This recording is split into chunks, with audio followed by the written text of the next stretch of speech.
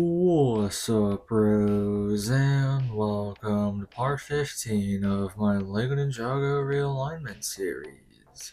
Now today I'm going to be showing 4 more custom LEGO Ninjago villains that I've made, so let's get down to business. Now for the first custom in today's video, we have Skoll. Now, the legs and the torso of this custom minifigure are both from the Wenwu Mandarin minifigure from Shang-Chi from Marvel. We're gonna attach these light bluish arms, and we also have some light gray hands attached and pop them onto the torso.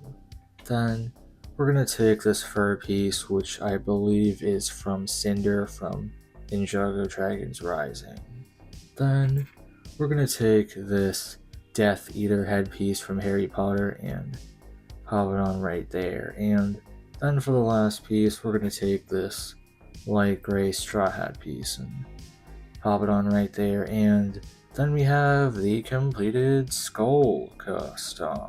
Now for Skoll's accessories, we actually have this giant sword that I made for him because Skoll here was a master swordsman before he got banished to the underworld. So yes, he is a skeleton. Now, Skoll is the leader of a group that is trying to just take over any realm that they can find and attempt to take over because they want power. That's basically their thing, just, typical villain bad guy stuff. Now, one of their members is actually Skull, who I showed in the past LEGO Ninjago realignment video where I showed custom villains. So Skull is part of this group, but Skoll here is the leader of this group, and just like her, he's also a skeleton from the underworld. So yeah, that's basically it for Skoll.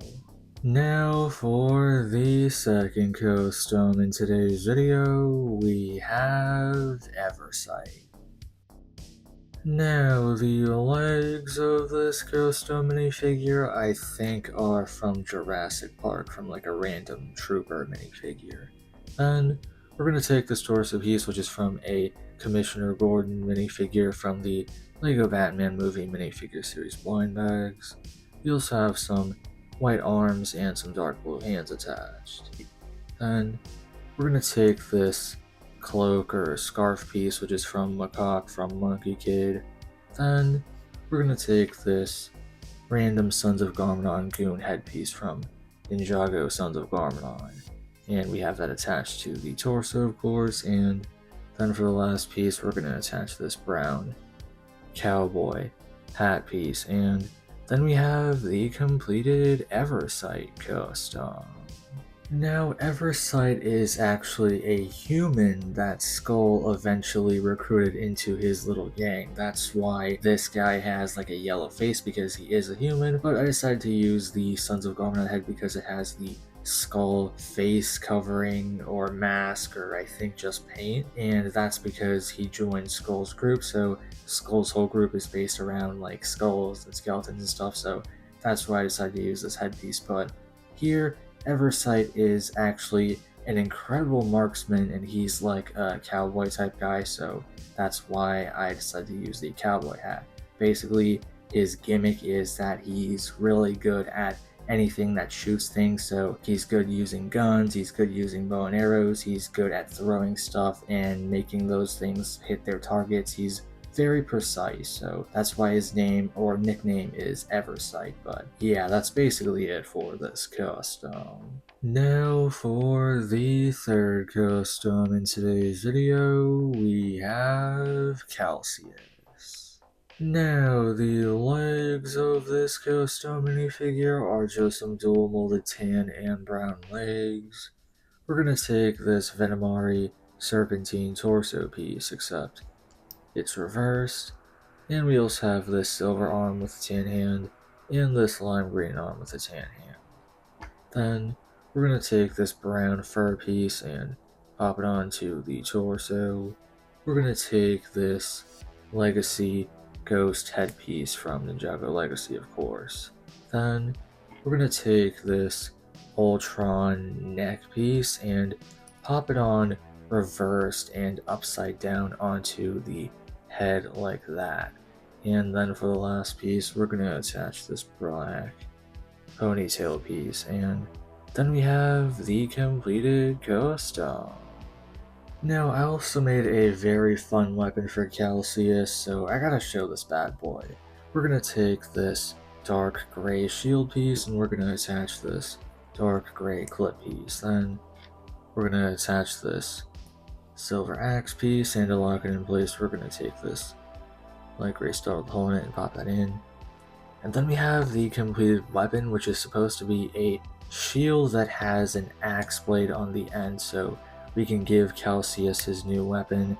And this thing, as you can see here, works as a shield, but it has a hidden axe inside that you can also use for chopping stuff up. So very fun little weapon that they came up with. But Calcius here is of course part of Skoll's group or gang or whatever, and he's actually a ghost. So that's why I wanted to make him shirtless even though he's a ghost. So I was finding parts, and then I realized that the Venomari torso that I used for this custom looks nice, and it goes well with the Legacy Ghost headpiece, which is the first piece of this custom that I knew I wanted to use because, well, it has the skull print on the ghost head. So that's why I think the torso is good for like a shirtless ghost. And the last good part of this custom that I want to point out is the fact that the Ultron neck piece is very good reverse to use like as a helmet. So if you have this specific piece, just know if you flip it around, you can attach it onto the head of a minifigure and